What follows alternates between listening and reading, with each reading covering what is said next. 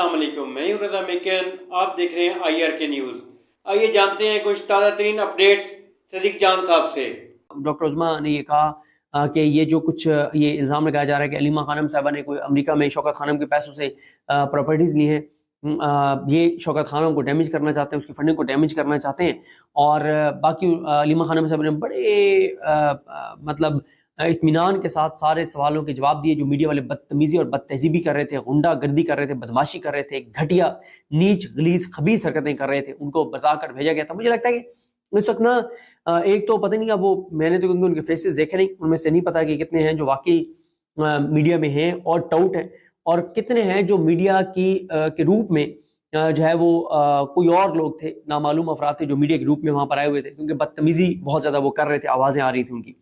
اور اس کے علاوہ جو موبائل ہیں وہ نہیں ملے، میں آپ کو بتا چکا ہوں ہمارے دوستوں کے، اور ساتھ ہی جو ہے وہ علیمہ خانم صاحبہ جو ہے جب وہاں پر موجود تھی تو قیدیوں والی وین نے گاڑیاں جب گزری تو جو قیدی تھے اڈیالہ کے، جن کو عدالتوں میں لے جایا جا رہا تھا اور عدالتوں سے واپس لایا جا رہا تھا، تو انہوں نے عمران خان زندہ باد کے نعرے لگائے۔ وہ پی ٹی آئی کے نہیں تھے، عام پاکستانی قیدی تھے، وہ بھی پاکستان زندہ باد اور عمران خان زندہ باد کے نعرے لگا رہے تھے اور علیمہ خانم کو کہہ رہے تھے کہ ہم آپ کے ساتھ ہیں۔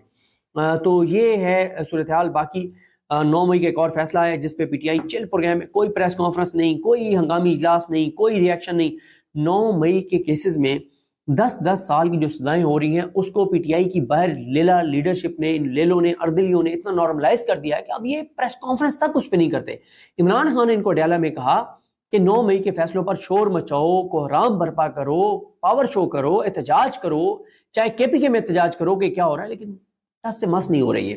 یہ پی ٹی آئی کی باہر جو لیڈرشپ ہے نا، مجھے لگتا ہے یہ 100% سرنڈر کر چکے ہیں اور یہ فیصلہ کر چکے ہیں کہ عمران خان جو ہمارا کر سکتے ہو کر لو، ہم نے کچھ بھی نہیں کرنا۔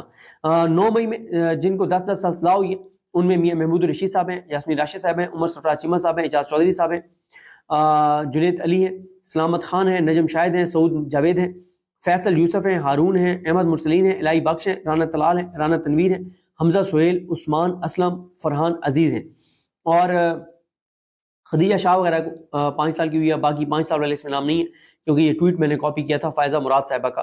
اور ایک دو اور ایشوز ہیں، ان پہ خیر نیکسٹ ویڈیوز میں بات کریں گے۔ موجودہ نظام ظلم اور اخلاقی گراوٹ کی جس ڈگر پر چل نکلا ہے اس کا خاتمہ یقیناً اسی نظام کی تباہی پر ہی ہوگا۔ قوم کو پیغام دینا چاہتا ہوں کہ گھبرانا نہیں ہے، فتح آپ کی ہی ہوگی۔ افغانستان نہ صرف دیرینہ ساتھی ہے بلکہ برادر اسلامی ملک بھی ہے۔ ایسے میں پوری قوم اور بالخصوص کے پی کی حکومت کا فرض بنتا ہے کہ مشکل کی اس گھڑی میں افغانستان کے ساتھ اظہار یکجہتی کریں اور جس قدر ممکن ہو انہیں مدد فراہم کریں۔ علی امین گنڈا پور کو ایک مرتبہ پھر سے ہدایت کرتا ہوں کہ کے پی کے میں اپنے ہی لوگوں کے خلاف جاری آپریشن کے خلاف کھڑے ہوں۔ اس آپریشن کو ہر حال میں رکنا چاہیے۔ تاریخ سے سبق سیکھیں۔ صرف بیرونی قوتوں کی خوشنودی کے لیے اپنے ہی لوگوں کے خلاف فوجی آپریشن سے حالات بہتر ہونے کے بجائے مزید بگڑیں گے۔ 3 احکامات عمران خان صاحب نے علی امین گنڈا پور صاحب کو دیے ہیں، تینوں پہ ابھی تک عمل درآمد نہیں ہوا۔ ایک کہا عمران خان صاحب نے کہ علی امین گنڈا پور مجھے ملنے آئے، وہ عمران خان صاحب سے ملنے نہیں جا رہے۔ عمران خان صاحب نے کہا کہ ممکنہ طور پہ جتنے فورمز ہیں ان سے رجوع کریں مجھ سے ملنے کے لیے، نہ وہ فورم سے رجوع کر رہے ہیں۔ عمران خان نے کہا سپٹمبر میں جلسے کی تاریخ دیں علی امین گنڈا پور، وہ بھی نہیں دے رہے۔ عمران خان کہہ رہے ہیں کہ کے پی کے میں آپریشن رکوائیں۔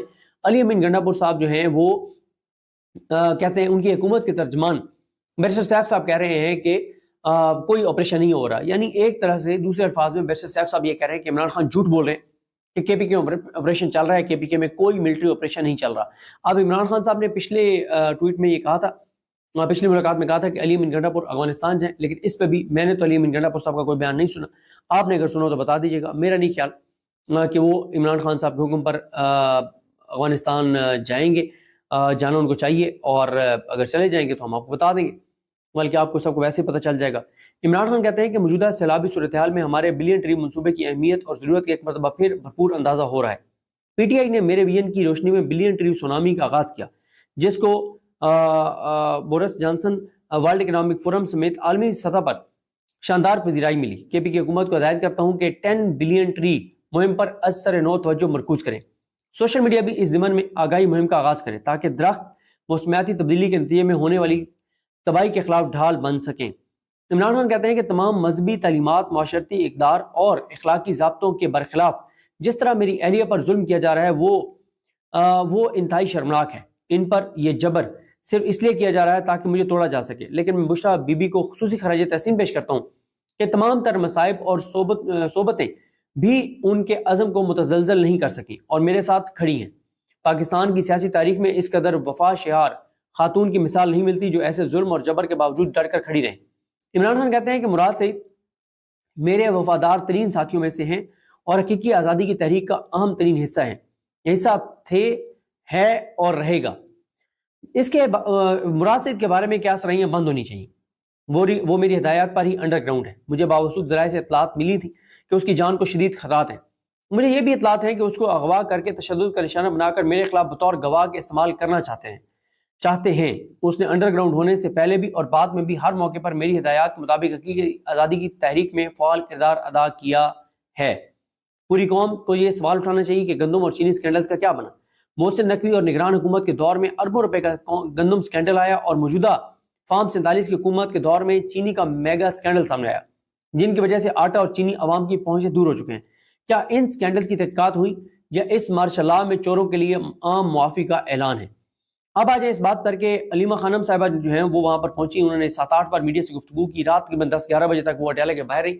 ان کی عمران خان صاحب سے ملاقات نہیں ہو سکی اور کسی بھی بہن کی ملاقات نہیں ہو سکی، اور علیمہ خانم صاحبہ کے ساتھ پی ٹی آئی کے ایم پی ایس کی بڑی تعداد وہاں پر پہنچی، اور اسی لیے کل جو ہے وہ اس طرح سے جو ہے وہ پلان کامیاب نہیں ہوا جس طرح سے ٹوٹس کو بھیجا گیا تھا۔ کل بڑی تعداد میں ٹوٹس کو بھیجا گیا تھا، اور ان ٹوٹس کو کل بھیجنے کا مقصد جو تھا وہ یہ تھا کہ یہ جو ٹوٹس ہیں یہ بدتمیزی کریں گے، لیکن علیمہ خانم صاحبہ نے ان چیزوں کو بھانپ لیا تھا۔ انہوں نے بہت اچھے طریقے سے بات کی، وہ بیٹا بیٹا کہہ کے میڈیا والوں کو پکارتی رہی، اور انہوں نے کہا کہ ہم آپ کی بڑی قدر کرتے ہیں، آپ کی بڑی عزت کرتے ہیں، اور جو ہوا وہ نہیں ہونا چاہیے تھا، لیکن میں تو وہاں سے روک رہی تھی۔ اور جس طرح سے انہوں نے کہا بدتمیزی کی گئی، کیا جو مجھ سے بدتمیزی کی جا رہی ہے، کیا آپ اپنی ماؤں بہنوں سے بھی اسی طرح سے بات کرتے ہیں؟ آپ اپنے گھر کی خواتین سے بھی ایسے بات کرتے ہیں جس طرح سے آپ مجھ سے بات کر رہے ہیں؟ انہوں نے ایس ایچ او سے بھی پوچھا کہ وہ مرغیاں کہاں ہیں، اعزاز سے، کہ جن مرغیوں کو، جو انڈا دینے والی مرغیاں تھیں، ان مرغیوں کو تم بھگا کر لے گئے تھے۔ اور ساتھ ہی یہ بھی آپ کو بتا دوں کہ بڑی بہادری دکھا رہی ہے علیمہ خانم، انہوں نے اپنی بیل نہیں کروائی۔ کل جو ایک ٹاؤٹ نے ایف آئی آر کروائی ہے، اس ٹاؤٹ کی ایف آئی آر میں علیمہ خانم صاحبہ کو، نعیم حیدر پنجوتا صاحب کو، 2 اور کارکنان اور کچھ نامعلوم کارکنان کو نامزد کیا گیا، لیکن علیمہ خانم جو ہے انہوں نے اس میں اپنی ضمانت نہیں کروائی۔ انہوں نے کہا کہ اگر گرفتار کرنا ہے تو گرفتار کر لو۔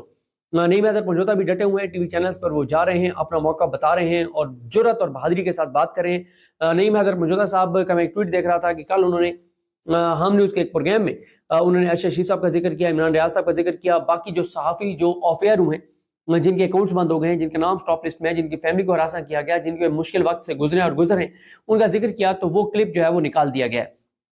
اس کے علاوہ علیمہ خانم صاحبہ جو ہے ان کا کل کی جو پریس ٹاک ہے وہ بھی کسی چینل نہیں دکھائی، اور ٹی وی چینل یہ کہتے ہیں کہ جناب ہم بائیک آؤٹ کریں گے، ان کے رپورٹرز کہتے ہیں ہم بائیک آؤٹ کرتے ہیں جی علیمہ خانم کا۔